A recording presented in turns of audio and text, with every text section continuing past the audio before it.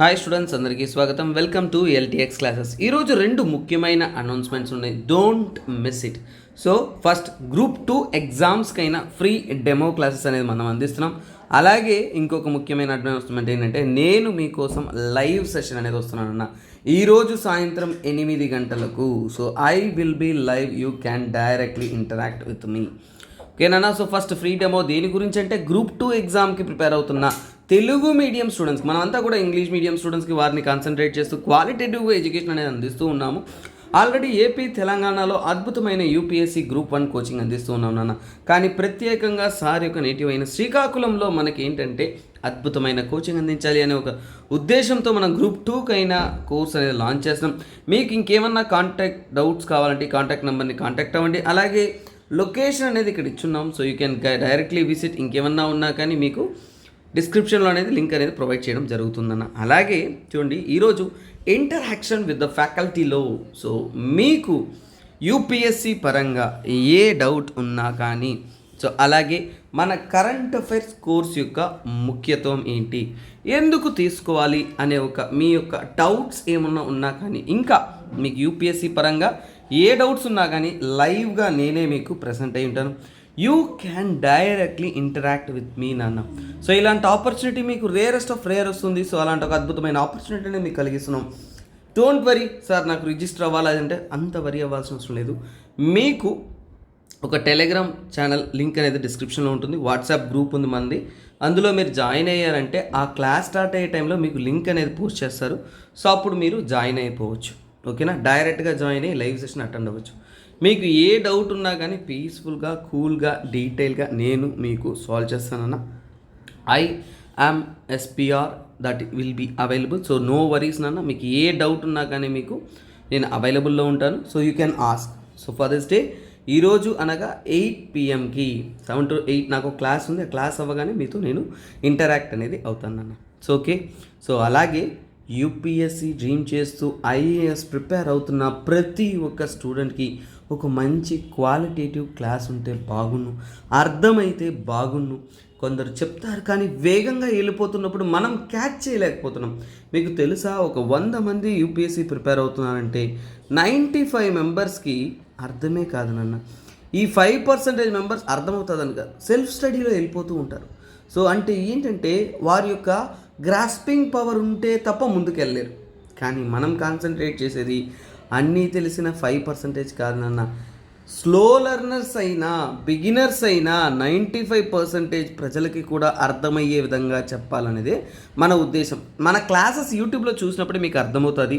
మన UPSC class కూడా ఇలాగే ఉంటుంది.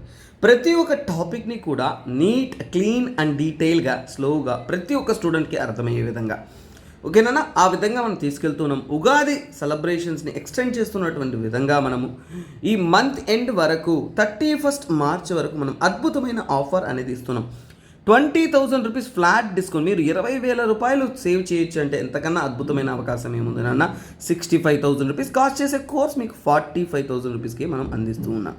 So kindly guys, don't miss this golden opportunity. ఎందుకంటే ఈ యొక్క ఆపర్చునిటీ లిమిటెడ్ టైం మాత్రమే. అలాగే మన న్యూ బ్యాచెస్ అనేది 1st April కంతా స్టార్ట్ అవుతుంది. కాబట్టి యూపీఎస్సీ ప్రిపేర్ అవుతున్న స్టూడెంట్స్ ఎవరన్నా ఉన్నా కానీ న్యూ బ్యాచెస్లో కైండ్లీ జాయిన్.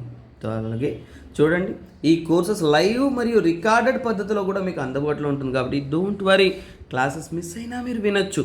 అలాగే ఆఫ్లైన్ క్లాస్ ఎన్విరాన్మెంట్లో చదవాలనుకుంటున్న ప్రతి ఒక్క స్టూడెంట్కి యూస్ అయ్యే విధంగా మనం ఈ యొక్క UPSC infinity offline course launch చేస్తున్నాం నాన్న.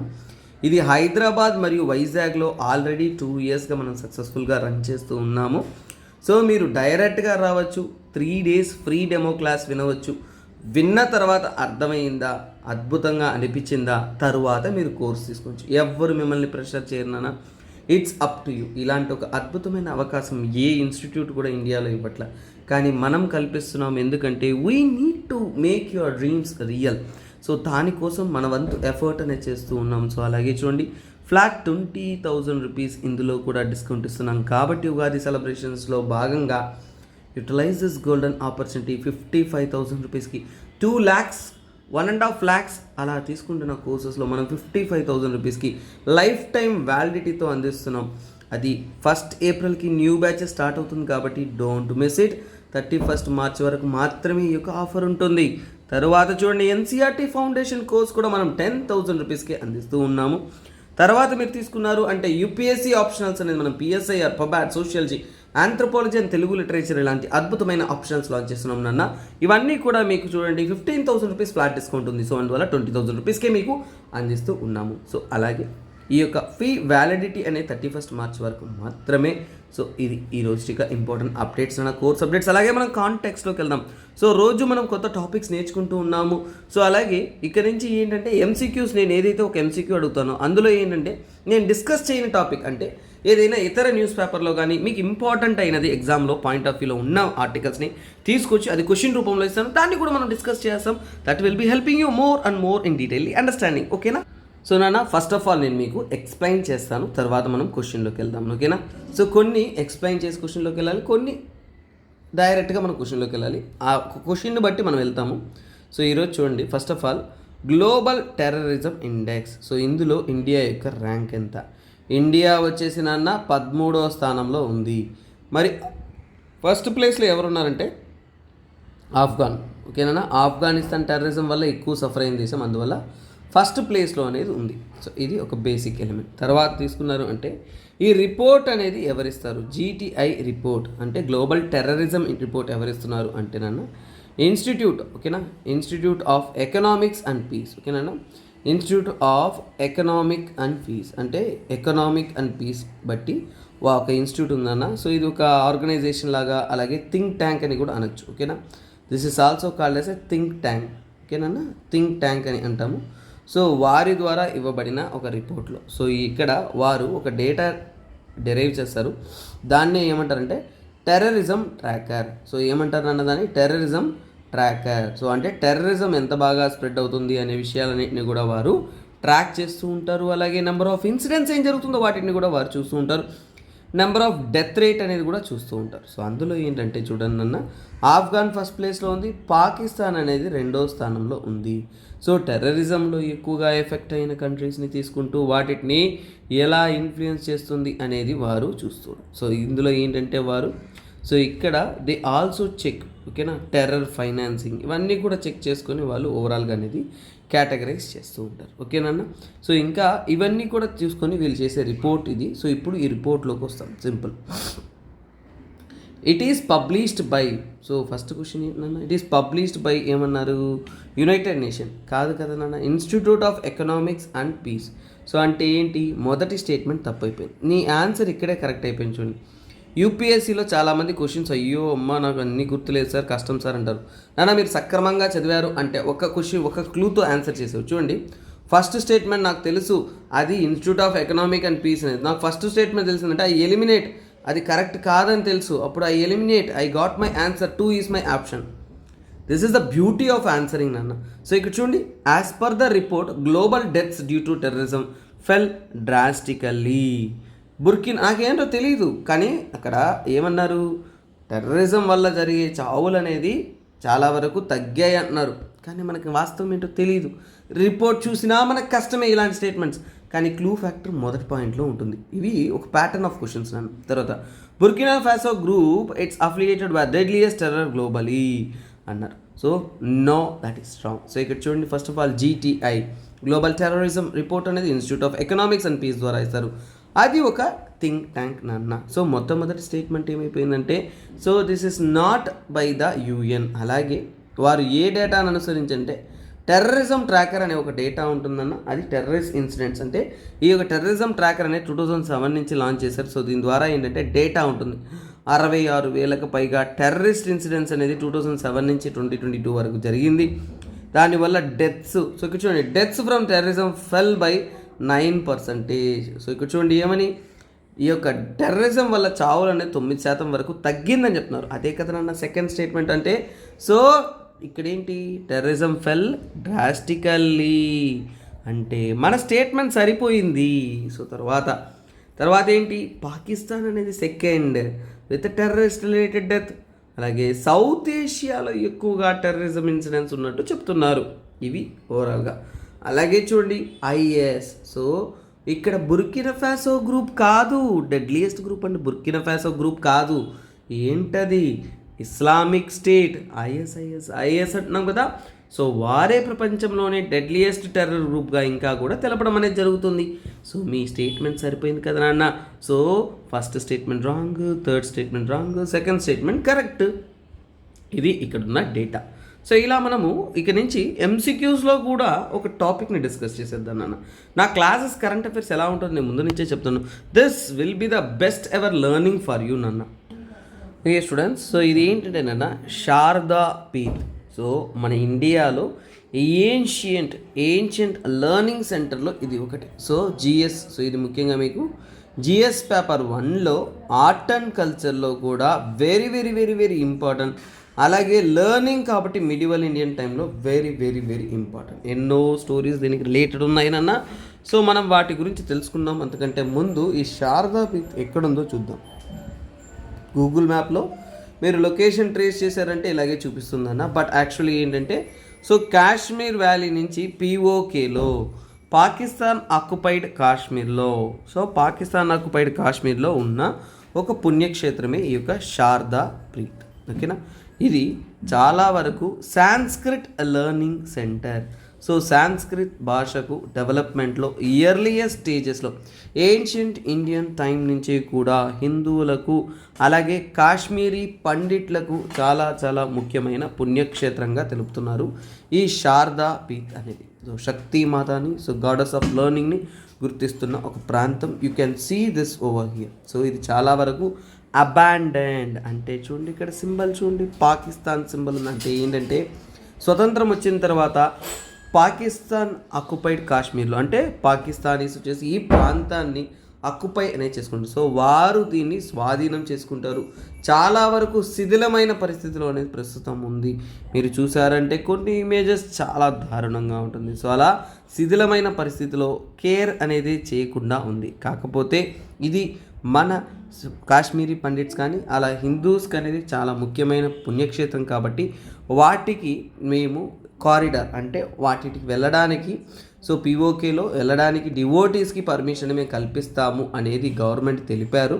ఇదే ఇన్ఫర్మేషన్. కాకపోతే మనం ఈ శారదా పీఠ్ అనేది ఖచ్చితంగా తెలుసుకోవాలి. ఓకేనా. చాలా చాలా చాలా ముఖ్యమైన విషయాలన్నీ కూడా మనము సో ఆర్ట్ అండ్ కల్చరు హిస్టరీలో ఇంపార్టెంట్ అయినా హిస్టరీలో ఇవి మీకు ఉండవు, కానీ కరెంట్ అఫైర్స్లో వచ్చినప్పుడే మీరు చాలా జాగ్రత్తగా చదవాలి. So this is an abandon. అంతగా పట్టించుకోలేదు నాన్న, దీన్ని అలా వదిలేశారు ఎందుకంటే పిఓకేలో ఉండిపోయింది. So abandon Hindu temple. అలాగే this is very very very very precious అంటే ఇది ఒక learning centre. So ancient learning centre. So పురాతన కాలం నుంచి కూడా నేర్చుకోవడానికి కొన్ని గుర్తుపెట్టుకోవాలన్న నలంద, తక్షశీల, విక్రమశీల, కంచి ఇలాంటి కొన్ని ఊర్లు ఉన్నాయి. ఆ ఊర్లు మీరు హిస్టరీ చదివేటప్పుడు చాలా చాలా ఇంపార్టెంట్గా లెర్నింగ్ సెంటర్స్గా అనేది యాక్ట్ అయ్యాయి. సో అందులో ఈ శారద అనేది ఇంపార్టెంట్. సో ఇది యాక్చువల్గా శారద అనే ఒక విలేజ్లో, ఓకేనా, శారద అనే ఒక విలేజ్లో లొకేట్ అనేది అయ్యి ఉంటుంది. సో లొకేషన్ చెప్తున్నాను. So I'm telling you about location అన్న. సో శారద అనే ఒక విలేజ్లో, అలాగే మౌంట్ హర్ముక్, ఓకేనా, అక్కడ ఆ కొండల ప్రాంతాన్ని ఏమంటారంటే మౌంట్ హర్ముక్, ఓకేనా. మౌంట్ హర్ముక్ దగ్గర లొకేట్ అనేది అయ్యి ఉంటుంది.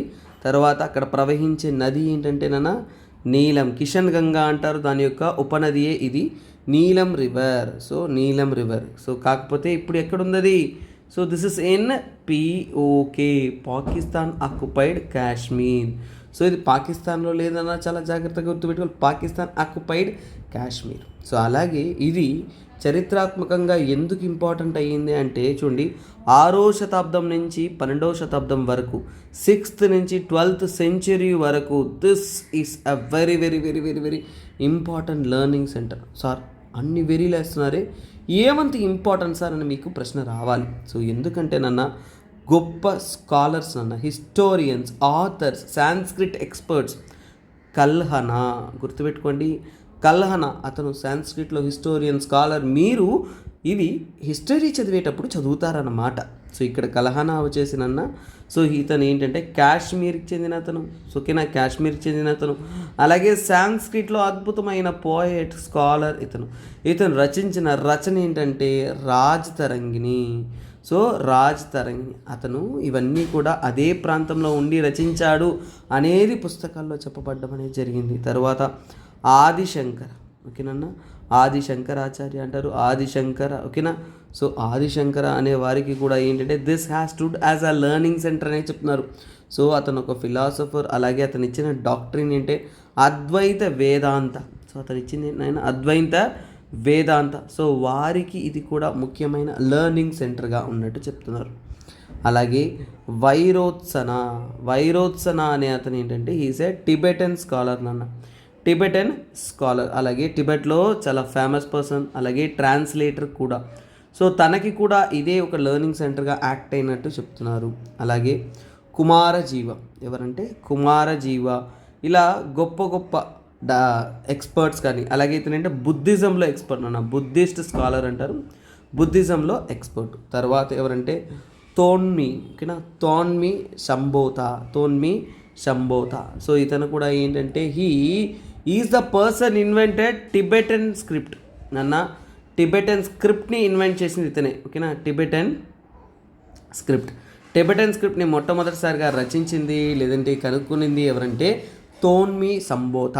అతనికి కూడా ఏంటంటే తన యొక్క లెర్నింగ్, ఎడ్యుకేషన్, యూనివర్సిటీ ఏదంటే ఇదే అని చెప్తున్నారు. సో అలాగే సో యాక్చువల్గా ఏంటంటే 51 శక్తిపీఠాలు ఉంటాయి, ఓకేనా. సో 51 శక్తిపీఠాలు ఉన్నాయంట. సో ఆ శక్తిపీఠాల్లో ఇది ఒకటి అనే చెప్తున్నారు. సో 51 శక్తిపీఠ్స్ ఉంటే సో అందులో ఇది ఒకటి.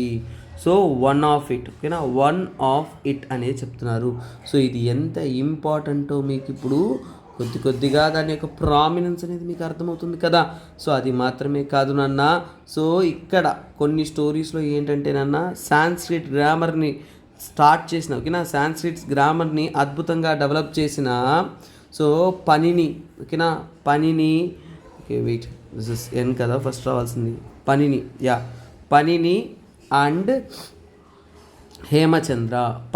అండ్ హేమచంద్ర వీరిద్దరూ కూడా ఏంటంటే ఈ ప్రాంతంలోనే, ఈ ప్లేస్లోనే వారి యొక్క రైటింగ్స్ అనేది స్టోర్ చేశారు. వారి యొక్క గొప్ప గొప్ప సాంస్క్రిట్ రచనలంతా కూడా ఈ యూనివర్సిటీలోనే స్టోర్ చేశారు అనేది చెప్తున్నారు. అది మాత్రమే కాదు నాన్న, కాశ్మీరీ పండిట్స్కి, ఓకేనా. సో ఇది కాశ్మీరీ పండిట్స్కి చాలా చాలా ముఖ్యమైన సో పుణ్యక్షేత్రంగా అనేది కన్సిడర్ చేస్తున్నారు. చరిత్రాత్మకంగా కూడా కాశ్మీర్ పండిట్స్కి ఏంటంటే ఇంపార్టెంట్ ప్లేస్, చాలా చాలా చాలా ఇంపార్టెంట్ అనేది చెప్తున్నారు. తరువాత ఈ యొక్క కాశ్మీరీ దేవత అయిన శారదాదేవిని ఎవరితో పోలిస్తారు అంటే శారద. సో యాక్చువల్గా ఏంటంటే శారద అంటే గాడెస్ ఆఫ్ లెర్నింగ్. సో అందుకనే దీన్ని యూనివర్సిటీ అంటారు, ఓకేనా, గాడెస్ ఆఫ్ లెర్నింగ్ అని. సో వారి యొక్క లెర్నింగ్కి one of the important goddess అనేది. ఇది ఎలాగైతే త్రిమూర్తి అంటామో సో అదేవిధంగా 3 దేవతల యొక్క కలయిక అంటారు. సో సరస్వతి గాడెస్ ఆఫ్, ఓకేనా, గాడెస్ ఆఫ్, ఓకే సారీ గుడ్డెస్ రాసాను, let me correct it, goddess of knowledge. So Saraswati అంటే నాలెడ్జ్ అందరికీ తెలుసు కదా నాన్న. మనం స్కూళ్ళల్లో ఎలా పోతే సరస్వతి మాత ఒక ఇమేజ్ అనేది ఉంటుంది కదా నాన్న. తర్వాత వాగ్దేవి. సో ఇలాంటివి మీకు ఇంపార్టెంట్, ఎందుకంటే ఈ టర్మ్స్ చెప్పడానికి మెయిన్ కారణం ఏంటంటే మీకు రేపు తెలుస్తుంది, ఓకేనన్నా. ఎగ్జామ్లో చూడండి, శారదాదేవి అంటే లెర్నింగ్ కని, సరస్వతి అంటే నాలెడ్జ్ కని, వాగ్దేవి అంటే స్పీచ్ కని. కొందరికి తెలిసి ఉండొచ్చేమో కానీ చాలామందికి తెలియదు నాన్న. సో అందుకే ఇవి చెప్పడం అనేది జరిగింది. సో ఇది నాన్న ఓవరాల్గా సింపుల్ వ్యూలో మీకు శారదాదేవి గురించి, అలాగే శారదా పీఠ్ యొక్క ఇంపార్టెన్స్ ఏంటి అనేది మనం చూస్తున్నాం, ఓకేనన్నా. సో అలాగే ఇంకొక టర్మ్స్ ఉన్నాయి నాన్న. కాశ్మీర్లో శారదాదేవిని ఇంకో పేరుతో కూడా పిలుస్తారు కాశ్మీరీస్ అంతా కూడా. చూడండి, శారద అంటే ఏంటంటే వాళ్ళు కుల్దేవి అని కూడా అంటారు, ఓకేనా, కుల్దేవి అని కూడా అంటారు. సో అంటే ప్రిన్సిపల్ డైటీస్గా అనేది పండిట్స్ అనేది కొలుస్తారు, ఓకేనన్నా. సో అలాగే చాలా వరకు ఏంటంటే వారి యొక్క హిస్టారికల్ ఎలిమెంట్స్లో very very very very important, వాళ్ళకి ఇంపార్టెంట్ కాబట్టి మనకు కూడా ఎగ్జామ్లో ఇంపార్టెంట్ కాబట్టి మనం కూడా గుర్తుపెట్టుకోవాలి. Very very very important. Next ఆర్టికల్లోకి వెళ్దామా. సో ఈ ఆర్టికల్ చూద్దాం నాన్న. ఇది నాగా పీస్ టాక్స్ గురించి. సో చూడండి, ఈరోజు నేను ఇప్పుడు ఈ చెప్పబోయే కంటెంట్ చూడండి, అద్భుతంగా ఉంటుందన్న. వెరీ వెరీ సింపుల్, చాలా సింపుల్, డీటెయిల్గా ఎక్స్ప్లెయిన్ చేస్తాను. మర్చిపోవద్దు, కమెంట్ సెక్షన్లో ఈ ఎక్స్ప్లెనేషన్ ఎలా ఉందో కమెంట్ చేయండి. సో ఇక్కడ చూడండి అన్న. సో చూడండి, యాక్చువల్గా ఏంటంటేనన్న, సో ఇది జిఎస్ పేపర్ 3లో వస్తుందన్న. టాపిక్ ఏంటంటే internal security. So internal security నాన్న, మీరు ఎన్నో పుస్తకాలు, ఎన్నో చాప్టర్స్ ఏవేవో చదువుతారు. నా ఈ యొక్క టాపిక్లో మాత్రం నేను చెప్తున్నాను చూడండి, నేను ఇప్పుడు చెప్పబోయే జస్ట్ ఒక 10 minutes అనేది మీ యొక్క అండర్స్టాండింగ్ని నెక్స్ట్ లెవెల్లో మార్చేస్తుంది.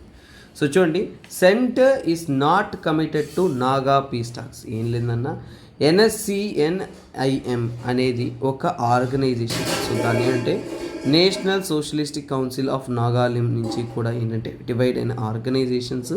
సో చూడండి, వాటితో వచ్చిన సమస్యలు ఏంటి, నేషనల్ సోషలిస్టిక్ కౌన్సిల్ ఆఫ్ నాగాలిం అని అంటారు. సో వాటితో వచ్చిన సమస్యలు ఏంటి, ఇక్కడ ఫొటోస్ ఉండి ప్రతిసారి ఏంటంటే Narendra Modi and NCNIM general secretary.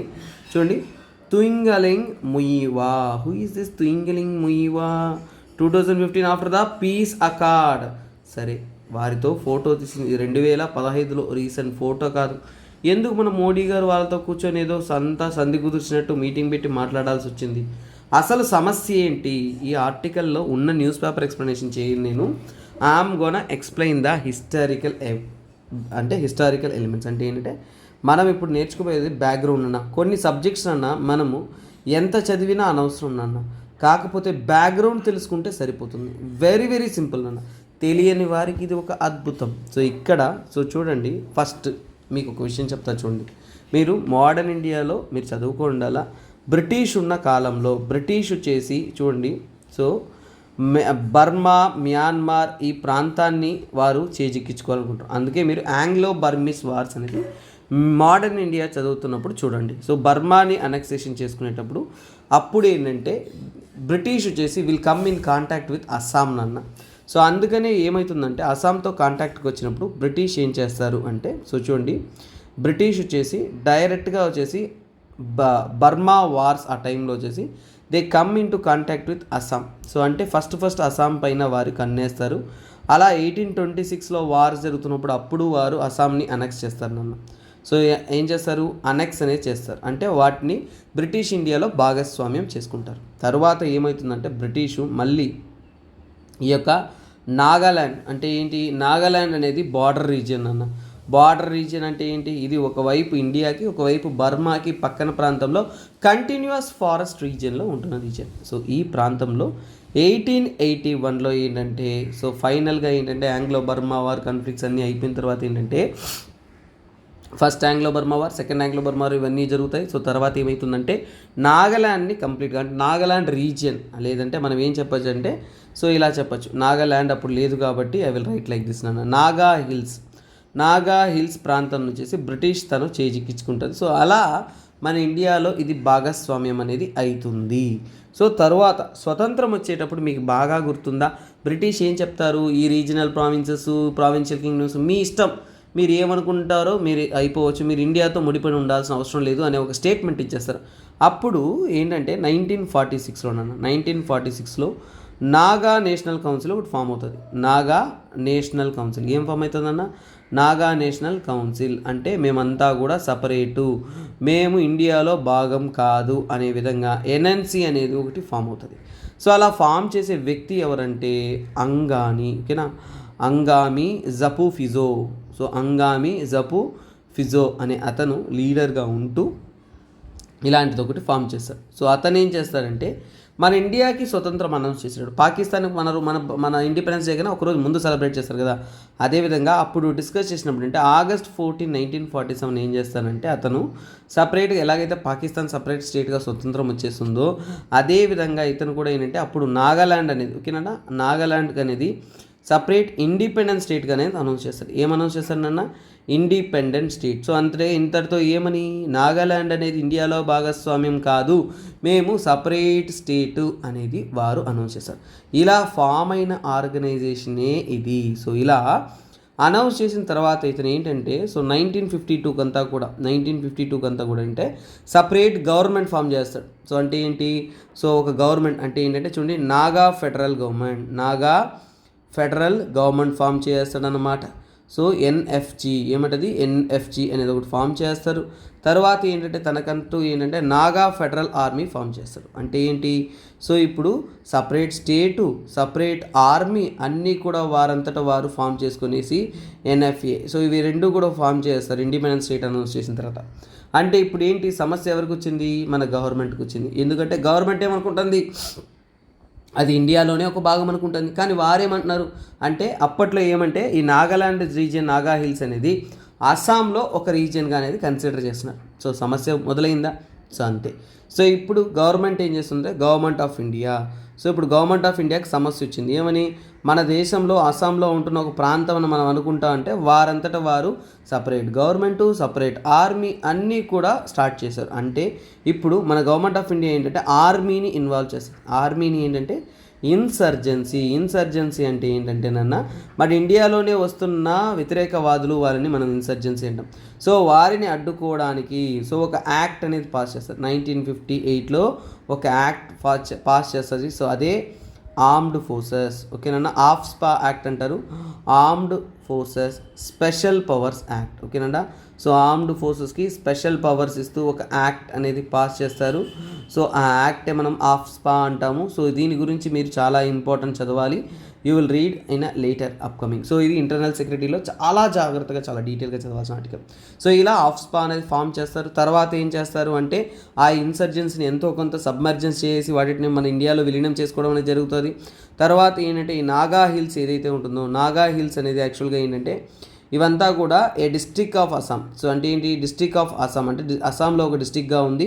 So ఇప్పుడు అస్సాంలో అంతా కూడా గొడవలు ఎక్కువైపోతాయి అనేసి సో అస్సాం నుంచి దీన్ని సపరేట్ చేయాలి కాబట్టి 1963లో దీన్ని నాగాలాండ్ స్టేట్గా అనేది అనౌన్స్ చేస్తారు. అంటే ఒక సపరేట్ స్టేట్గా అనేది అనౌన్స్ చేస్తారు. సపరేట్ స్టేట్గా అనౌన్స్ చేసిన తర్వాత ఏంటంటే సో ఈ గొడవలు సమస్యలు జరుగుతూ పెరుగుతూనే ఉంటుంది. ఈసారి ఎలాగైనా వీరిని అడ్డుకోవాలనే దానికోసం నవంబర్ 11, 1975లో ఏంటంటే ఇలాంటి తిరుగుబాటుదారులందరినీ కలిపి మనం ఇక్కడ డిస్కస్ చేసుకోవాలనేసి షిల్లాంగ్ అకార్డ్ అనేది చేస్తారు. ఏంటది షిల్లాంగ్ అకార్డ్. సో ఏం సైన్ చేస్తారంటే షిల్లాంగ్ అకార్డ్ అనేది సైన్ చేస్తారు. షిల్లాంగ్ అకార్డ్లో ఏం చేస్తారంటే ఎన్ఎన్సీ లీడర్ అంటే ఈ యొక్క వ్యతిరేకవాదులు ఎవరైతే ఉన్నారో పోరాటవాదులు వారందరినీ కలుపుకుంటూ ఒక లీడర్షిప్స్ అందరినీ పిలిపించి మాట్లాడి ఓకే అనేసి వీరు షిల్లాంగ్ అకార్డ్ సైన్ చేస్తారు. అందులో ఏంటంటే వీరేంటంటే కొంత సెక్షన్, ఓకేనా, ఒక సెక్షన్ ఆఫ్ పీపుల్, ఓకేనా, ఒక సెక్షన్ ఎన్ఎన్సీలో ఉండే ఒక సెక్షన్ ఏంటంటే గివ్ అప్ ఆర్మ్స్ అంటే మేమంతా కూడా ఆయుధాలు వదిలేస్తాము, మేము యుద్ధాలు చేయము అనే మాట అనేది ఇస్తారు సో అలాగే సుమారుగా చాలామంది అనేది ఓకే అనేస్తారు. కాకపోతే ఈ టైంలో ఒక అతను ఉంటాడు అతని పేరు ఏంటంటే తుయింగాలాంగ్, ఓకేనా, తుయింగలింగ్ ముయివా. ఇప్పుడు మీకు గుర్తొస్తుంది తుయింగలింగ్ ముయివా ఎవరన్నా. సో ఇక్కడ చూసారా మనం సైన్ చేసిన 2015లో అతనితోనే. సో ఇక్కడ చూడండి తుయింగలింగ్ ముయివాతోనే మనము 2015లో సైన్ చేస్తాం. సో ఇప్పుడు ఈ తుయింగలింగ్ ముయివా వచ్చేసి అప్పుడు మా పాపం మంచి యంగ్ పీపుల్. సో అతను ఏంటంటే he will be in China చైనాలో ఉంటాడు. సో ఎక్కడ ఉంటాడు అతను, హీస్ ఇన్ చైనా. సో చైనాలో ఉన్నప్పుడు he will not accept. So అతను చైనాలో ఉంటాడు కాబట్టి అతను వచ్చేలోగా ఈ సైన్ చేస్తారు, అందరు పీస్ ఒప్పుకునేస్తారు. సో కాకపోతే ఏంటంటే హీ విల్ నాట్ యాక్సెప్ట్ అంటే ఏంటంటే హీ విల్ నాట్ యాక్సెప్ట్. అతను ఏంటంటే నేను ఈ యొక్క షిల్లాంగ్ అకార్డ్ని ఒప్పుకోను. అది ఎలా సైన్ చేస్తారు, నేను లేను, మీరేం మాయ చేసేసారు, నేను ఒప్పుకోను అంటాడు. సో ఒప్పుకోను అన్న తర్వాత ఏంటంటే హీ విల్ ఫామ్. సో అతను ఫామ్ చేస్తాడు, అదేంటే నేషనల్ సోషలిస్ట్ కౌన్సిల్, ఓకేనా, అతను ఒకటి ఫామ్ చేస్తాడన్న అదే నేషనల్ సోషలిస్ట్ కౌన్సిల్, ఓకేనా, national Socialist Council of Nagaland అంటారు, లేదంటే నాగాలిం అంటారు, ఓకేనా, నాగాల్యాండ్ అనేది ఫామ్ చేస్తారు.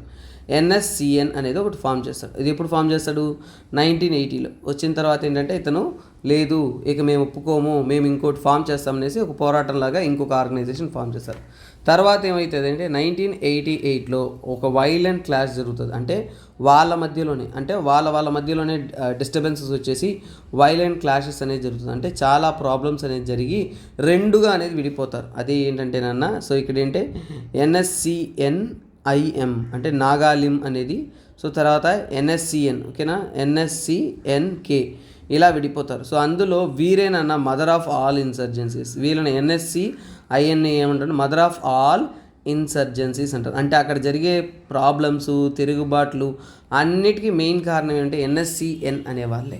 ఓకేనా. సో ఈ ఎన్ఎస్సిఐఎన్ ఏదైతే ఉందో, ఎన్ఎస్సిఐఎం ఎవరైతే ఉన్నారో వీళ్ళు ఏంటంటే గ్రేటర్ నాగాలిం అడుగుతున్నారు. ఇప్పుడు ఏంటంటే గ్రేటర్ నాగాలిం అసలు సాధ్యం కాని ఒక విషయం. సో నాగాలిం అంటే ఏంటి సార్, గ్రేటర్ నాగాలిం అంటే ఏంటంటే సో మొత్తం ఏరియా అంటే నాగా ట్రైబ్స్ ఉంటున్న ప్రతి ఒక్క ఏరియాని కలుపుకుంటూ వాళ్ళకి ఒక స్టేట్ కావాలంట. అందులో ఏంటంటే అస్సాంలో ఉన్న కొన్ని డిస్ట్రిక్ట్స్ ఉంటాయి, అరుణాచల్ ప్రదేశ్లో ఉంటున్న డిస్ట్రిక్ట్స్ కొన్ని, తర్వాత మణిపూర్లో ఉన్న కొన్ని డిస్ట్రిక్ట్స్ కొన్ని, ఇంకా చెప్పాలి అంటే మ్యాన్మార్లో ఉంటున్న ప్రాంతం కూడా. ఇవన్నీ కూడా రెండు దేశాల మధ్య ఉంటున్న ఇంటర్నేషనల్ రిలేషన్షిప్ సంబంధించింది. సో ఇవన్నీ కలుపుకొని నాకు ఒక స్టేట్ కావాలి అనేది చెప్తూ అక్కడ తిరుగుబాట్లు, పోరాటాలు, వైలెన్స్లు జరుగుతూనే ఉన్నాయి. లేదు లేదు లేదు మేమంతా కుదర్చము, మేము మాట్లాడి కుదుర్చుకుంటాము అనే విధంగా మన మోడీ గారు పోయి మాట్లాడిందే 2015లో జరిగిన టాక్స్ అన్నమాట. ఇప్పుడు ఏంటంటే సో దీని మీద మన గవర్నమెంట్ సరిగ్గా శ్రద్ధ చూపించట్లేదు, పీస్ అనేది మనం మెయింటైన్ చేయట్లేదు, చాలా వరకు మన డెసిషన్స్ అంతా కూడా ఫ్లక్చువేట్ అవుతుంది అనే విధంగా ఈ యొక్క కంటెంట్ అనేది ఇవ్వడం జరిగింది. అంటే మన ఇండియా యొక్క సీరియస్నెస్ లేదని. సో చూసారా, this is the best ever notes to understand your Nagaland issue so ఇలా ఎన్నో ఆర్టికల్స్ మనం డిస్కస్ చేస్తామన్నమాట. ఇప్పుడు మన కరెంట్ అఫైర్స్ ఎంత ఇంపార్టెంట్ మీకు అర్థమైందా? This is the beauty of your issue so next కంటెంట్లోకి వెళ్దామా? నెక్స్ట్ కంటెంట్లోకి వెళ్ళడానికి ముందు తెలుగు స్టూడెంట్స్కి, తెలంగాణలో ఉంటున్న స్టూడెంట్స్ అందరికీ కూడా మనం అద్భుతమైన ఆఫర్ అందిస్తున్నాం అన్నమాట. గ్రూప్ 2, గ్రూప్ 1 ప్రిపేర్ అవుతున్న స్టూడెంట్స్ అందరికీ కూడా లేటెస్ట్ సిలబస్ని అనుసరిస్తూ Telangana economy, Telangana history, Telangana movement, Telangana geography లాంటి అద్భుతమైన మీ స్టేట్ సిలబస్ అంతా కవర్ చేస్తూ లైఫ్ టైం వ్యాలిడిటీ ఉన్న మీ కోర్సెస్ అనేది మీకు 5,000 రూపీస్కి అందిస్తున్నాము. 5,000 రూపీస్ ఫ్లాట్ డిస్కౌంట్ కూడా అందిస్తున్నాం. సో త్వరపడండి, ఎందుకంటే ఇది లిమిటెడ్ టైం వ్యాలిడిటీ మాత్రమే. తర్వాత 31 మార్చ్ తర్వాత ఫీజు అనేది ఇంక్రీజ్ అవుతుంది, ఎందుకంటే ప్రస్తుతానికి ఉగాది సెలబ్రేషన్స్లో భాగంగా మనం అద్భుతమైన ఆఫర్ అనేది అందిస్తున్నాం కాబట్టి. సో నెక్స్ట్ ఆర్టికల్ చూద్దాం. SC to hear the petition seeking the criminalising the marital రేప్ని క్రిమినలైజ్ చేయడానికి ఒక లా గురించి ఈరోజు పిటిషన్ అనేది సుప్రీంకోర్టు వింటుంది. ఇది ఢిల్లీ హైకోర్టులో ఆల్రెడీ ఉన్న కేసు. ఇది సెక్షన్ 375ని అనుసరించింది. సెక్షన్ 375 అనేది రేప్. ఓకేనా. Section 375 deals with the rape. So first of all చూడండి, సో ఇది ఏ ఒక ఆర్టికల్ అంటే జిఎస్ పేపర్ 1లో వస్తుందన్న, that is our Indian society. ఓకేనా. Female silent features of Indian society, role of women కానీ, సో ఉమెన్ రిలేటెడ్ ఇష్యూస్లో వస్తుంది. సో అందువల్ల సొసైటీ టాపిక్లో మీకు వస్తుంది. ఓకేనన్నా. So let's get into the topic. So ఇక్కడ చూడండి, సో రీసెంట్గా ఏంటంటే సో హైకోర్టులో వచ్చేసి ఈ యొక్క క్రిమినలైజేషన్ ఆఫ్ రేప్ గురించి ఒక పిటిషన్ వేశారు. ఇప్పుడు ఏంటంటే that is been approached in the so called మన యొక్క సుప్రీంకోర్టు. సో సెక్షన్ 375 అనేది యాక్చువల్గా ఏం చెప్తుందంటే రేప్ గురించి సూచిస్తుంది. సో ఈ సెక్షన్ 375లో మ్యారిటైల్ రేప్ అనేది, సో ఇది ఎక్కడుందంటే మన ఇండియన్ పీనల్ కోడ్లో ఉందన్న. It is not a constitution, this is from your Indian penal code IPC. కాకపోతే ఏంటంటే సో ఇక్కడ రేప్ అనేది ఏంటంటే ఈ యొక్క మ్యారిటైల్ రేప్ అంటే సో ఆఫ్టర్ మ్యారేజ్ కూడా ఫోర్స్ఫుల్ సెక్స్ లేదంటే ఫోర్స్ఫుల్ సెక్షువల్ ఇంటర్ కోర్స్ పెట్టుకున్నారంటే సో దాన్ని రేప్గా కన్సిడర్ చేయాలి అనే 375లో కన్సిడర్ చేయాలి అనేదే పిటిషన్. సో అలాగే ఏంటంటే సో మ్యారేజ్ అనేది ఏంటంటే ఒక టైప్ ఆఫ్ ఇమ్యూనిటీగా యాక్ట్ అవుతుంది. అంటే చూడండి, సో ఇప్పుడు ఇక్కడ మన ఇండియన్ చట్టం ఏం చెప్తుంది అంటే సో మ్యారేజ్ అయ్యింది అంటే, ఓకేనా. సో మ్యారేజ్ అయ్యిందంటే ఇది కొద్దిగా మనకి డిస్కషబుల్ టాపిక్. అంటే ఏంటంటే మనం జనరల్ నాలెడ్జ్తో మనం డిస్కస్ చేయాల్సిన కాన్సెప్ట్. సో ఇక్కడ చూడండి, మ్యారేజ్ అనేది ఏంటంటే ఎప్పుడైనా కానీ so if men and male and female మ్యారీడ్గా ఉన్నప్పుడు ఏంటంటే వారి మధ్య ఏంటంటే మెన్ వచ్చేసి ఎప్పుడైనా కానీ ఇఫ్ హీ ఈజ్ ఫోర్స్ఫుల్లీ లేదంటే violently interacting with the so called women అన్నప్పుడు ఏంటంటే సో ఇప్పుడు తన యొక్క నాట్ మెన్ అని రాయకూడదు, మ్యాన్. ఓకేనా, సింపుల్. ఒక మ్యారేజ్లో ఏంటంటే ఒక మ్యాన్కి వచ్చేసి సుప్రీం పవర్, ఈ ప్యాట్రియార్కీలో సుప్రీం పవర్ అనేది ఇస్తారు. ఏంటంటే ఇప్పుడు లాఫుల్ వైఫ్ అంటే ఏంటి, చట్టరీత్యా వైఫ్ తనకు అయినప్పుడు ఏంటంటే he has a full control. అంటే ఏంటంటే ఇది ఒక కాంట్రాక్ట్ లాగా. సో అంటే ఏంటంటే సో ఇప్పుడు మ్యారేజ్ అయ్యిందంటే he can have all rights on her. అలాగే he will never found guilty, he will never found guilty, ఒకవేళ తను వైలెన్స్ చేసినా కానీ, లేదంటే కొన్ని డొమెస్టిక్ చట్టాలు ఉన్నాయి, ఫర్ ఎగ్జాంపుల్ డొమెస్టిక్ వైలెన్స్ చట్టాలు ఉన్నాయి కానీ, but according to this sexual intercourse it is not consider as to be the rape. ఒకవేళ రేపే జరిగినా దాన్ని రేప్గా కన్సిడర్ చేయరు అన్నాం. సో ఇది మనం ఎలా చదవాలి అంటే ఫస్ట్ డేటాతో చదవాలి.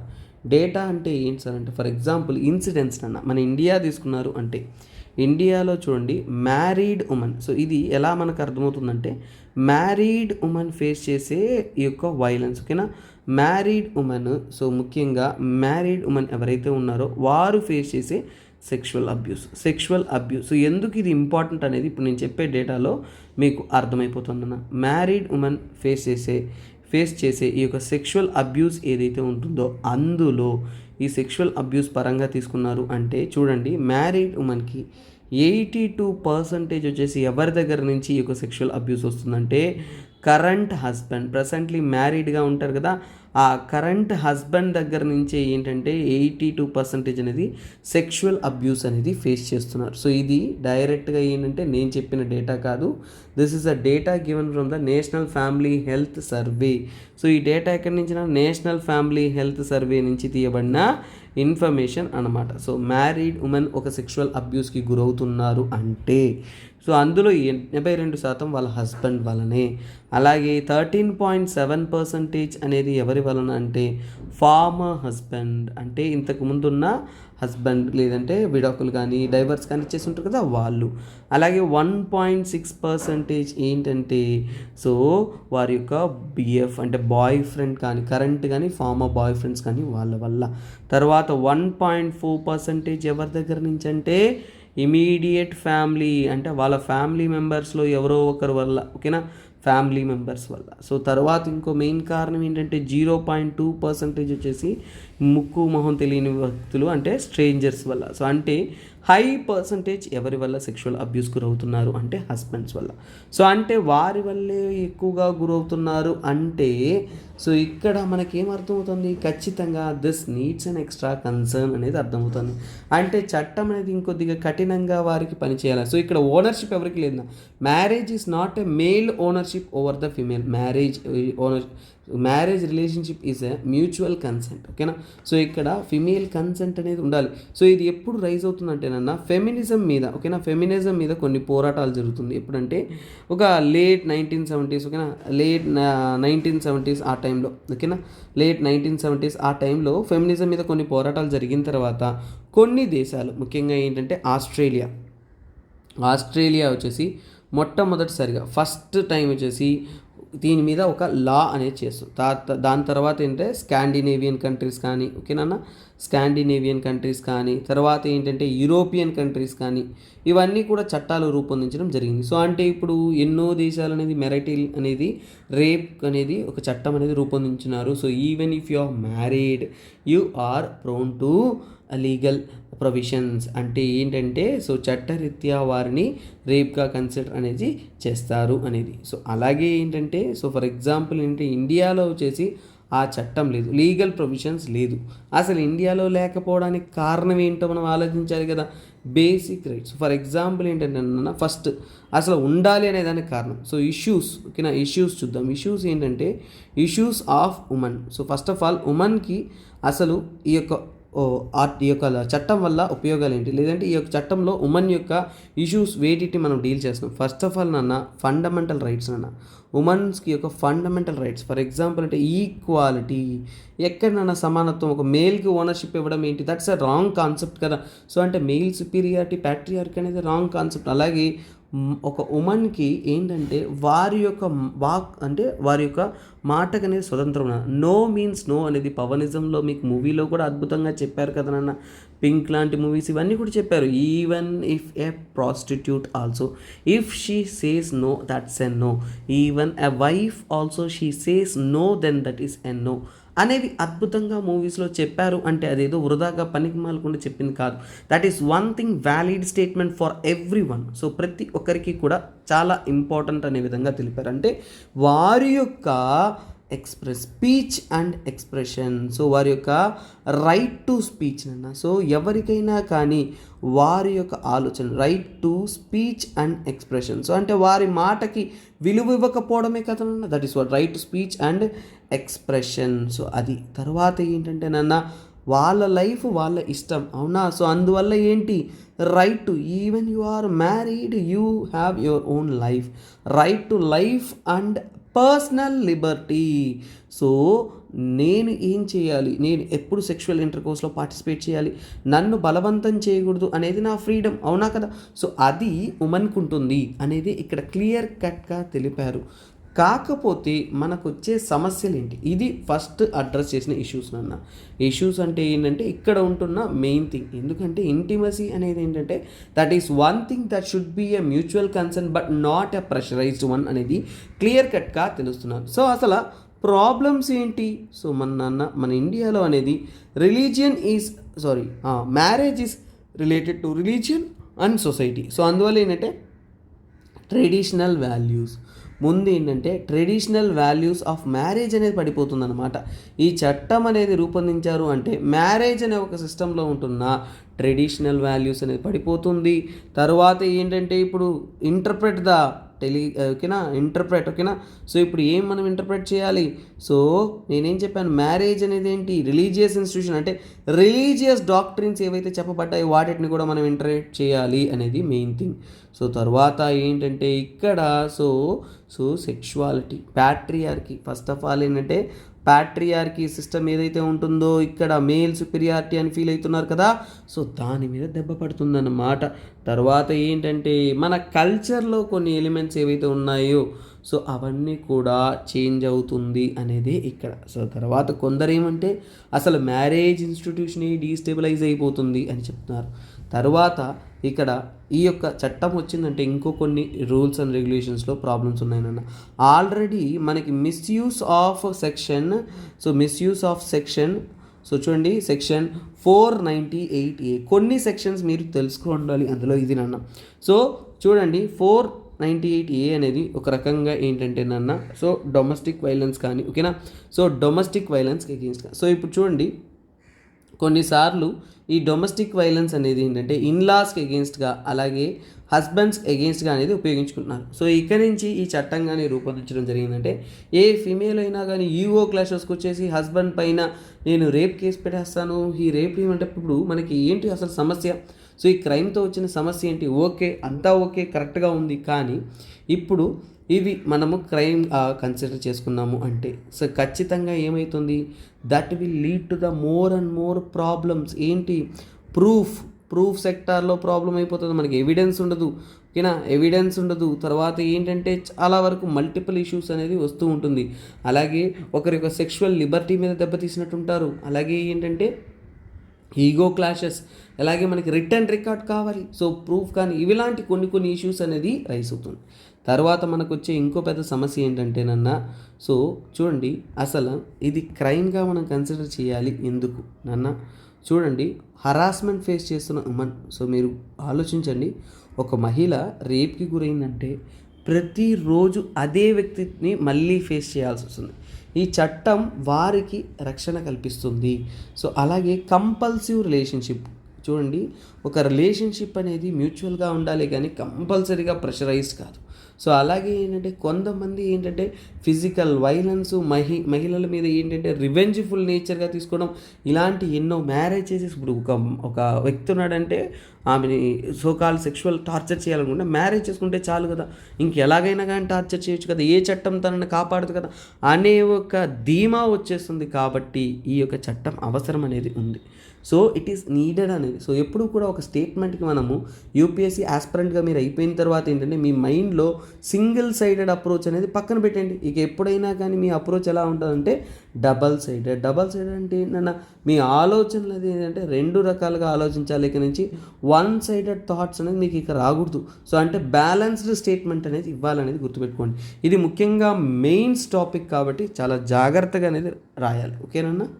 సో నెక్స్ట్ ఆర్టికల్ వచ్చేసి ఎడిటోరియల్లో మీకు ఏంటంటే రోడ్ టు ఎండ్ ట్యూబర్క్లోసిస్ అనేది ఇచ్చారన్న. టీబీ డే అనేది ఇది ఎందుకు ఇంపార్టెంట్ అంటేనన్నా ఈరోజు మాత్రం కాదు, రేపు కూడా ఇది న్యూస్లో ఉంటుంది. ఎందుకంటే చూడండి, వరల్డ్ టీబీ డే మనం ఎప్పుడు సెలబ్రేట్ చేస్తుంటే వరల్డ్ టీబీ డే అనేది March 24 నాడు సెలబ్రేట్ చేస్తున్నాం కాబట్టి రేపు, అందువల్ల దీనికి సంబంధితమైన ఆర్టికల్ రెగ్యులర్గా వస్తుంది. 2 days బ్యాక్ కూడా నేను హిందూ అనాలిసిస్లో దీని గురించి డీటెయిల్గా వాట్ ఇస్ టీబీ, బ్యాక్టీరియా అన్నీ కూడా ఇవ్వడం అనేది జరిగింది నోట్స్. సో రిపీటెడ్గా వచ్చే ఎలిమెంట్స్ గురించి మనం నోట్స్ డిస్కస్ చేయగానే వాట్ ఇస్ వాట్ అనేది చూస్తాం మనం. సో అందులో చూడండి, సో ఇక్కడ చూడండి యాక్చువల్గా ఏంటంటే టీబీని 1993లో, సో చూడండి 1993లో మొట్టమొదటిసారికి టీబీని ఏంటంటే వరల్డ్ హెల్త్ ఆర్గనైజేషన్ ఏం చేసిందంటేనన్న గ్లోబల్ హెల్త్ ఎమర్జెన్సీగా అనౌన్స్ చేసేసి ఇప్పుడు ఏంటంటే 30 సంవత్సరాలు పూర్తవుతుంది. అలాగే మన ఇండియా యొక్క కరెంట్ గోల్ తీసుకున్నాము అంటే 2030 అంతా కూడా మనము టీబీని నిర్మూలించాలి ఎలాగైనా. ప్రపంచవ్యాప్తంగా కూడా అదే గోల్ పెట్టుకున్నారన్న వరల్డ్ హెల్త్ ఆర్గనైజేషన్ వీరు కూడా టీబీని ఎలాగైనా సరే 2030 అంతా కూడా మనం నిర్మూలించాలి. అలాగే చూడండి 2001లో G7 కంట్రీస్ అంతా కూడా కలిసి గ్లోబల్ ఫండ్ అనేది ఒకటి క్రియేట్ చేస్తారు. అంటే ప్రపంచవ్యాప్తంగా ఒక ఎకనామిక్ ఫండ్ అనేది క్రియేట్ చేస్తారు. ఎందుకంటే ఎయిడ్స్, టీబీ మరియు మలేరియా ఇలాంటి చాలా దారుణమైన రోగాలైన మూడింటిని అరికట్టడానికి, అలాగే వాటిని నిర్మూలించడానికి ఒక గ్లోబల్ ఫండ్ అనేది కూడా రైజ్ చేస్తారు.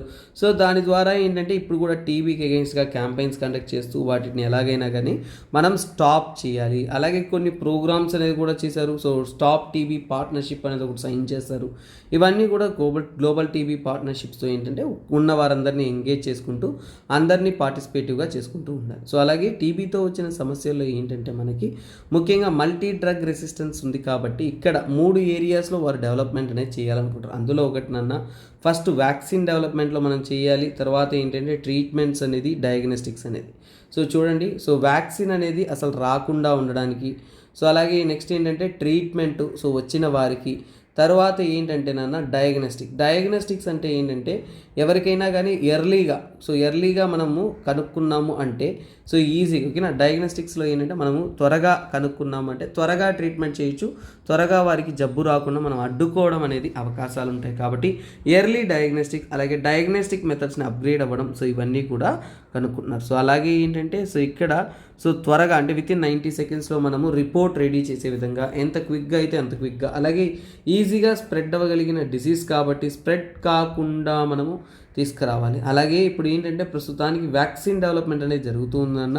సో అందుకని ఏంటంటే వ్యాక్సిన్ అనేది ఫర్ ఎగ్జాంపుల్ చూడండి, సో అడల్ట్ టీబీ వ్యాక్సిన్ ప్రస్తుతానికి ఏంటంటే అడల్ట్ టీబీ వ్యాక్సిన్ అనేది రెడీ చేస్తున్నారు, ఓకేనా. సో ఈ యొక్క అడల్ట్ టీబీ వ్యాక్సిన్ అనేది సక్సెస్ఫుల్ అయ్యిందంటే ఫర్ ఎగ్జాంపుల్ ఏంటంటే so it will be great helpful అనేది చెప్తున్నారు. సో అలాగే ఏంటంటే సో ప్రస్తుతం ఏంటంటే ఈ COVID-19 వచ్చిన తర్వాత ఏంటంటే లంగ్ మీద ఇన్ఫెక్షన్స్ ఎక్కువ అవుతున్నాయి.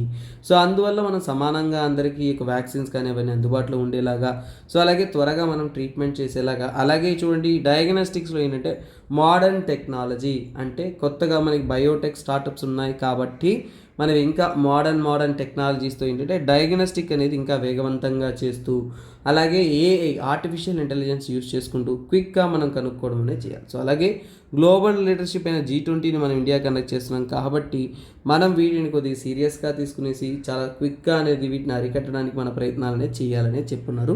That is what this article means. But TB related content అంతా కూడా ఇంతకుముందు చెప్పాను. లేదంటే మీరు నోట్స్ తీసుకొని చూడొచ్చు, నా టెలిగ్రామ్లో మీకు అవైలబుల్లో అనేది ఉంటుంది, యూ కెన్ గెట్ ఇట్ అన్న. సో నెక్స్ట్ ఆర్టికల్లోకి వెళ్దాం. ఓకే స్టూడెంట్స్, సో ఇక్కడ చూద్దాము. China to Boost south Pacific influence with Solomon port deal.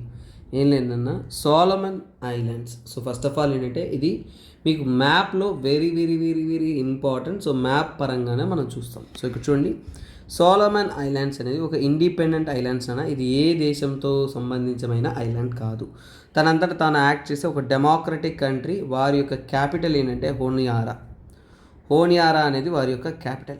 ఈ హోనియారా క్యాపిటల్ ఉంటున్న ఈ కంట్రీ రీసెంట్గా మీరు రెగ్యులర్గా హిందూ అనాలిసిస్ ఫాలో అవుతున్నారంటే ఇది సో కాల్డ్ ఇంటర్నేషనల్ రిలేషన్స్లో మీకు చాలా ఇంపార్టెంట్ అయింది. సో అలాగే ఏంటంటే ఎన్నో సెక్యూరిటీ కన్సర్న్స్ వాటిని రైజ్ చేస్తున్న టాపిక్. కొద్దిగా ఇది మీరు మెయిన్స్ లెవెల్లో అండర్స్టాండ్ చేసుకున్న టాపిక్. అలాగే ఏంటంటే ఇంటర్నేషనల్ రిలేషన్స్ చూస్తున్నారు అంటే, ఓకేనన్నా, ఇంటర్నేషనల్ రిలేషన్స్ చూస్తున్నారు అంటే అందులో ఏ దేశాల మధ్య ఏమేమి ఇష్యూస్ ఉన్నాయి ఏంటి అనేది మనము తెలుసుకోవాల్సిన ఒక టాపిక్ నాన్న. ఇది GS పేపర్ 2లో మీకు వస్తుంది. So let us understand this. GS paper 2లో వస్తుంది. So let us understand this simple term. First మ్యాప్తో చూద్దాము నాన్న. సో పైన మైక్రోనేషియా అంటారు. సో ఇక్కడ ఏంటంటే మెలనేషియన్ ఐలాండ్స్, ఓకేనా.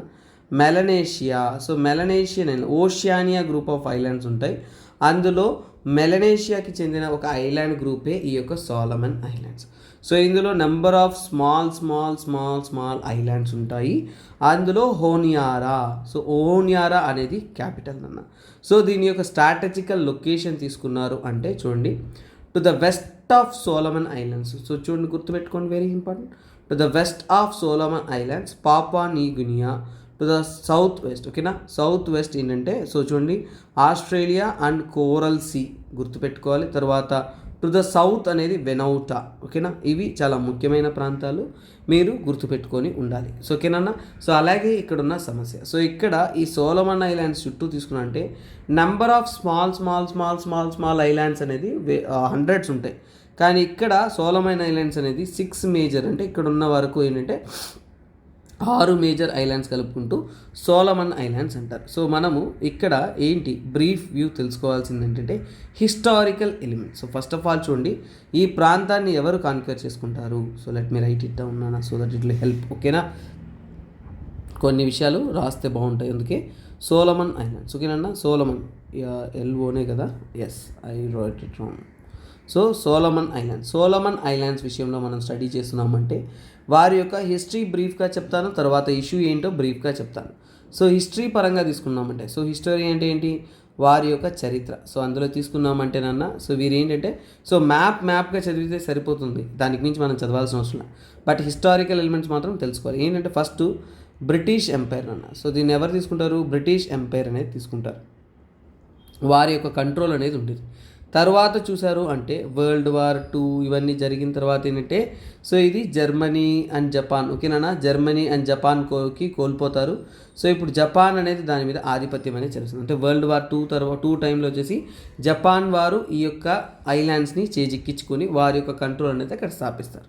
సో తర్వాత తీసుకున్నారు అంటే వరల్డ్ వార్ 2లో ఏమవుతుంది, యూఎస్ అనేది గెలుస్తుంది, అవునా. యూఎస్ అనేది ఏం గెలుస్తుంది, సో ఈ యొక్క జపాన్ని పైన గెలిచి సో ఈ ఐలాండ్స్ అనేది చేజిక్కించుకుంటుంది వరల్డ్ వార్ 2 టైంలో. తర్వాత ఏమవుతుందంటే యూఎస్ చేజిక్కించుకొని యూఎస్ కంట్రోల్ చేయదు, కానీ ఎవరికి ఇచ్చేస్తారు, బ్రిటిష్కి అనేది ఇచ్చేస్తారు. సో ఈ ఐలాండ్స్ ఇప్పుడు ఎవరి చేతికి వచ్చింది, తిరిగి మళ్ళీ బ్రిటిష్ చేతికి వస్తుంది.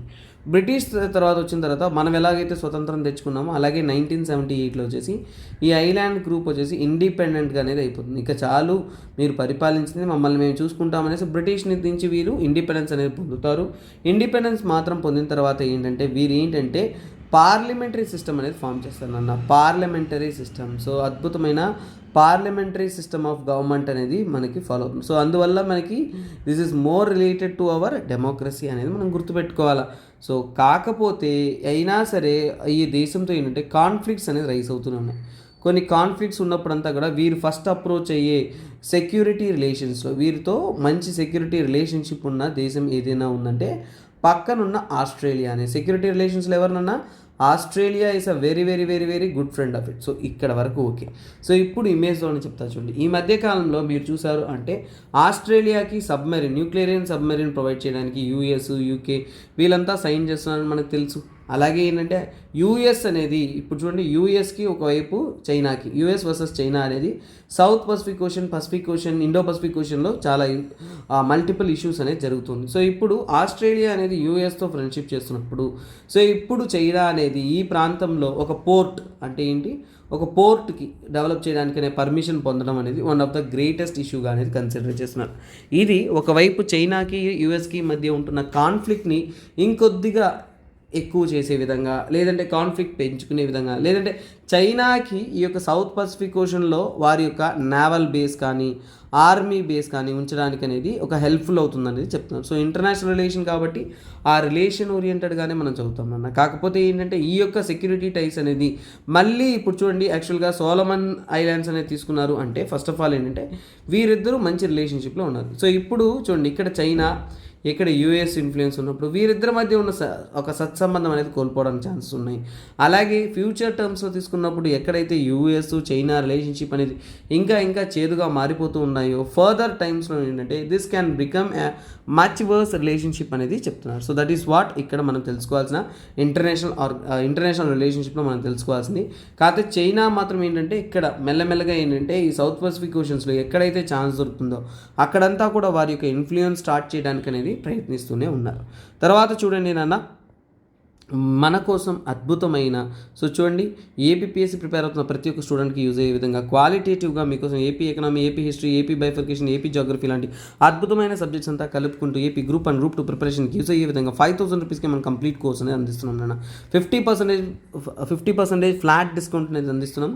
ఉగాది సెలబ్రేషన్స్లో భాగంగా, యానివర్సరీ సెలబ్రేషన్స్లో భాగంగా kindly utilise this golden opportunity నాన్న. సో అలాగే next let's get into the content of the day. So ఇక్కడ చూడండి ఏబుల్ ప్రైజ్ అనేది ఇవ్వడం జరిగింది.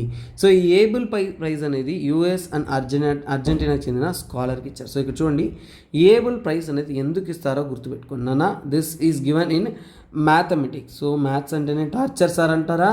వరీ కావద్దు, మ్యాథ్స్లో తోపుతురుమ్స్కి అంతా కూడా ఏబుల్ ప్రైజ్ ఇస్తున్నారు. సో ఇది మనం గుర్తుపెట్టుకోవాలి. సో ఇక్కడ ఎవరికి ఇచ్చారు అంటే చూడండి లూయిస్ కాఫరెలీ పార్షియల్ డిఫరెన్షియల్ ఈక్వేషన్స్ కోసం తను చేసిన వర్క్ కోసం తను అందులో ఎక్స్పర్ట్ కాబట్టి వారికి ఈ బిరుదు అనేది ఇవ్వడం అనేది జరిగింది. సో ఇది ఇక్కడ ఉన్న న్యూస్, అంతకు మించి ఏమీ లేదు. కాకపోతే ఇక్కడ మనం తెలుసుకోవాల్సింది అంటే అసలు ఏబుల్ ప్రైజ్ అంటే ఏంటి? ఏబుల్ ప్రైజ్ అంటే చూడండి that's a Nobel prize on mathematics అని కూడా చెప్తారు. అంటే మ్యాథ్స్ సబ్జెక్ట్స్లో ఇచ్చే ఒక one of the beautiful prize. అలాగే ఏంటంటే యాన్యువల్లీ అంటే ప్రతి సంవత్సరం ఈ ప్రైజ్ అనేది ఇస్తారన్నమాట. అలాగే ఏంటి కింగ్ ఆఫ్ నార్వే, దీన్ని ఇచ్చేది అంటే కింగ్ ఆఫ్ నార్వే అనేది దీన్ని ఇవ్వడం అనేది జరుగుతుంది. తర్వాత ఏంటంటే సో ఇక్కడ ఎవరి యొక్క నేమ్ తర్వాత ఇది ఇస్తున్నారు అంటే యాక్చువల్గా నార్వేకి చెందిన ఒక మ్యాథమెటిషియన్ ఎప్పటి నుంచి ఎప్పటిదాకా 1802 కానీ 1829 ఆ మధ్య కాలంలో నివసించిన అద్భుతమైన మ్యాథమెటిషియన్ ఉన్నారు. అతని పేరు ఏంటంటే నీల్స్ హెన్రిక్. ఓకేనా, Niels Henrik Abel. So Niels Henrik Abel అంటారు. సో అతని పేరిట అతని పేరిట ఇది ఇవ్వడం అనేది జరిగింది. సో చూడండి సేమ్ టు సేమ్ మన యొక్క నోబెల్ ప్రైజ్ ఎలాగైతే ఉందో అదేవిధంగా మ్యాథ్స్ ఇలాంటి ఫీల్డ్లో ఎక్స్పర్టైజ్ చేసిన వారందరికీ కూడా గుర్తింపుగా ఇస్తున్న ఒక బిరుదే ఇది నాన్న. సో ఇది ఓవరాల్గా ఏంటంటే ఈ రోజు యొక్క అద్భుతమైన హిందూ న్యూస్ అనాలిసిస్ అనేది చూసాము. రేపు మరింత మరింత మరింత ఇంకో అద్భుతమైన కరెంట్ అఫైర్స్ మీ ముందుకి నేను జాయిన్ అవుతాను. సో అంతవరకు సెలవు నాన్న. అంతకంటే ముందు మనం తెలుసుకోవాల్సిన అద్భుతమైన అల్టిమేట్ కరెంట్ అఫైర్స్ కోర్స్. మన కరెంట్ అఫైర్స్ కోర్స్ ఎందుకు జాయిన్ అవ్వాలి అంటే నాన్న మనకి డౌన్ టు ఎర్త్లో కొన్ని ఆర్టికల్స్ ఉంటాయి. Indian express, PIB, Yojana, Kurukshetra ఎన్నో చదవమని యూపీఎస్సీ ఐఏఎస్ అవ్వండి ఇవన్నీ చదవాలా అంటే చదవాలి, తప్పదు, ఖచ్చితంగా చదవాలి నాన్న. There is no choice in it. మరి ఎలా చదివేది సార్? నా బుర్ర బద్దలైపోతుంది సార్, అన్ని పుస్తకాలు చదివితే అర్థం కావట్లేదు సార్, నాకు అర్థమయ్యేలా చెప్పేలా ఉంటే బాగుంటుంది సార్ అనే మీ యొక్క మైండ్ వాయిస్ నాకు వినిపిస్తున్నా. అందుకోసమే మనం ultimate current affairs course launch చేసాం. 10,000 రూపీస్ కాస్ట్ చేసే కోర్స్ మీకు ఫ్లాట్ 50% ఆఫ్లో 5,000 రూపీస్కి అందిస్తూ ఉన్నాము. 31 మార్చ్ వరకు వ్యాలిడిటీ నన్ను. ఇంకొక అద్భుతమైన విషయం ఏంటంటే ఈ యొక్క కోర్స్ తీసుకున్న వారికి యూపీఎస్సీ రివిజన్ అని చూసారా? యూపీఎస్సీ రివిజన్ అంటే ఏంటంటే నాన్న 2023 ఓకేనా, 2023 ఎగ్జామ్ రాస్తున్నారు అంటే యూపీఎస్సీ రివిజన్ కానీ అలాగే మంత్లీ మాక్ టెస్టులు కానీ ఫైనల్ టెస్ట్లు కానీ ప్రిలిమ్స్ రివిజన్ కోర్స్ కానీ ఇవన్నీ ఫ్రీ నాన్న. ఎక్కడ కూడా ఇలాంటి కోర్సెస్ అనేది వాటితో యాడ్ ఆన్ ఇయ్యరు. కానీ మనము video lectures, classes, notes plus content ప్రతి ఒక్కటి మీకు ఫ్రీగానే మనం అందుబాటులో చేస్తున్నాం విత్ దిస్ కోర్స్. సో అందువల్లనే this is the best ever course to purchase నాన్న. If you are preparing for UPSC kindly this is the best choice in your Telugu states. Yeah, ఈ రోజు యొక్క క్వశ్చన్లోకి వెళ్ళిపోతాం నాన్న. So consider the following statements regarding Interpol. It was established following the World War II to facilitate the criminal investigation of police forces across the globe. India is one of the founding members of Interpol. So ఇది so ఇక్కడ options అనేది right answer అనేది మీరు comment చేయండి అన్న. అలాగే మీ యొక్క valuable comments అనేది సో మన క్లాస్ కానీ మన వీడియో కానీ నచ్చిందంటే సో ఎస్పీఆర్ క్లాస్ ఎలా నచ్చింది, ఎలా అనిపించిందో మర్చిపోకుండా ఒకసారిగా కమెంట్ చేయండి అన్న. సో అలాగే ఈరోజు మనం నేర్చుకున్న విషయాలన్నీ కూడా ఒక రివైజ్ చేస్తాం. గ్లోబల్ టెర్రరిజం ఇండెక్స్ 2023లో రిలీజ్ చేసిన దాంట్లో ఇండియా 13వ స్థానంలో ఉంది, ఆఫ్ఘనిస్తాన్ ఫస్ట్, పాకిస్తాన్ సెకండ్ స్థానంలో ఉంది. ఇన్స్టిట్యూట్ ఆఫ్ ఎకనామిక్ పీస్ అనే వారు దీన్ని ఇష్యూ చేస్తారు. టెర్రరిజం ట్రాకర్ ద్వారా వీరు స్టడీ చేసి దాన్ని రిపోర్ట్ ఇస్తారు. శారదా పీఠ్ అనేది చాలా వరకు ఏన్షియంట్ హిస్టరీకి, ఆర్ట్ అండ్ కల్చర్లో ఇంపార్టెంట్ హిందూ టెంపుల్, అది ఏన్షియంట్ లెర్నింగ్ సెంటర్గా ఉంది. శారదా విలేజ్ అనేది ఎక్కడ లొకేట్, పిఓకేలో లొకేట్ అయింది. హర్ముఖ్ మౌంటైన్ మధ్యలో, నీలం రివర్లో కిషన్ గంగా నది ఒక ఉపనది అది. సో అలాగే 6th to 12th century మధ్య కాలంలో కలహనా కాశ్మీర్ చెందిన సాంస్క్రిట్ గొప్ప పోయిట్. అలాగే రాజతరంగిని రచించాడు. ఆదిశంకర అద్వైత వేదాంత చెప్పారు. వైరోస్తన తిబెటియన్ ట్రాన్స్లేటర్, అలాగే కుమారజీవ బుద్ధిస్ట్ స్కాలర్, తోన్మి సంవోద తిబెటియన్ స్క్రిప్ట్ రచించిన వీరందరూ కూడా నేర్చుకున్న ఒక ప్రాంతం అది. అద్భుతమైన లెర్నింగ్ సెంటర్ అది లొకేట్ అయ్యింది. తర్వాత సాంస్క్రిట్కి చెందిన పనిని హేమచంద్ర వారి యొక్క రచనలు, రైటింగ్స్ అంతా కూడా అక్కడే ఉన్నాయి అని చెప్తున్నారు. కాశ్మీర్ పండిట్స్కి ముఖ్యమైన దివ్య స్థలం ఇది. శారదాదేవి అంటే ఏంటంటే గాడెస్ ఆఫ్ లెర్నింగ్, సరస్వతి అంటే నాలెడ్జ్, వాగ్దేవి అంటే స్పీచ్. ఇలాంటివన్నీ కూడా అద్భుతమైన విషయాలు మనం క్లియర్గా డీటెయిల్గా నేర్చుకున్నాం. తర్వాత మనం వచ్చాము అంటే ఇక్కడ చూడండి, ఇంటర్నల్ సెక్యూరిటీ విషయంగా ఆర్టికల్లో ఏంటంటే నాగా పీస్ కాన్ఫరెన్స్ గురించి చదివాం. అసలు బ్రిటిష్ అస్సాంతో కాన్ఫ్లిక్ట్ వచ్చింది ఎప్పుడంటే ఫస్ట్ అనెక్స్ చేసుకున్నట్టే 1826లో, తర్వాత నాగా హిల్స్ని 1881లో అనెక్స్ చేసుకున్న తర్వాత 1946లో నాగా నేషనల్ కౌన్సిల్ అనేది ఫామ్ చేసి అగామి జబు ఫిజు అనే అతను స్టార్ట్ చేసి మాకు సపరేట్ స్టేట్, మేము కూడా పాకిస్తాన్కి ఇండిపెండెన్స్ స్టేట్, మేము ఇండియాలో భాగం కాదనేసి సపరేట్ స్టేట్ అనౌన్స్ చేసి అతనే 1952లో ఒక Naga federal government, Naga federal army form చేస్తాడు. కానీ మనం ఇండియాలో ఒకటే కదా అనుకుంటూ ఉంటాం. కానీ గవర్నమెంట్ ఆఫ్ ఇండియా దీన్ని అరికెట్టాలనే దానికోసం ఒక ఆర్మీ ఫామ్ చేసి ఒక ఇన్సర్జెన్సీని సాల్వ్ చేయడానికి పంపిస్తారు. 1958లో Armed Forces Special Powers Act pass చేసి ఈ ప్రాంతాన్ని కంట్రోల్లో తీసుకోమని చెప్తారు. అలాగే నాగా హిల్స్లో డిస్ట్రిక్ట్ ఆఫ్ అస్సాంలో ముఖ్యంగా ఏంటంటే యాక్చువల్గా దాన్ని డిస్ట్రిక్ట్ ఆఫ్ అస్సాంగా అనేది ఉండేది. 1963 ఇలాగా దీన్ని సపరేట్ స్టేట్ చేసేద్దాం అనేసి నాగాలాండ్ స్టేట్ చేసిన తర్వాత నవంబర్ 1975లో ఒక పీస్ డీల్ అనేది సైన్ చేస్తారు. లీడర్స్ కొందరు మేము చాలు గొడవ పడమని వదిలేసుకుంటారు. అది షిలాంగ్ అకార్డ్. తర్వాత ఏంటంటే తుయింగా లాంగ్ మీవా అనే అతను చైనాలో ఉంటాడు. అతను రిటర్న్ వచ్చిన తర్వాత లేదు అదిలా సైన్ చేస్తాను, నేను ఒప్పుకోను, మాకు సపరేట్ నాగాలిం కావాలనేసి National Socialist Council of Nagaland అనేది ఫామ్ చేస్తాను 1980లో. 88లో అది ఇంకో 2 విభజనలుగా విడిపోతుంది. తర్వాత అన్ని ఇన్సర్జెన్సీస్ అక్కడ జరుగుతున్న గొడవలకన్నిటికి కూడా NSCN-IM అనేది కారణం. దానికి పేరు ఏంటంటే గ్రేటర్ నాగాలిం అనేది వారి యొక్క రిక్వెస్ట్. తర్వాత తీసుకున్నారు అంటే ఇక్కడ చూసిన మ్యారిటైల్ రేప్ గురించి చూసాము. దానికి సంబంధితమైన ఆర్టికల్స్ అనేది 2 సార్లు మనం డిస్కస్ చేస్తున్నాం. సో అందువల్ల let's have a brief look. So దాంట్లో ఉన్న ప్రాబ్లమ్స్ ఏంటి, ఇష్యూస్ ఏంటి. తర్వాత తీసుకున్నారు అంటే ఇక్కడ చూడండి, ట్యూబర్కులోసిస్ ఎలాగైనా అడ్డుకోవాలన్న 2030 అనేది ఇండియా యొక్క టార్గెట్. నెక్స్ట్ చూసారంటే సోలమన్ ఐలాండ్స్ అనేది న్యూస్లో ఉంది. హిస్టారికల్గా తీసుకున్నారంటే బ్రిటిష్ ఎంపైర్ అనేది జర్మన్, ఓకేనా.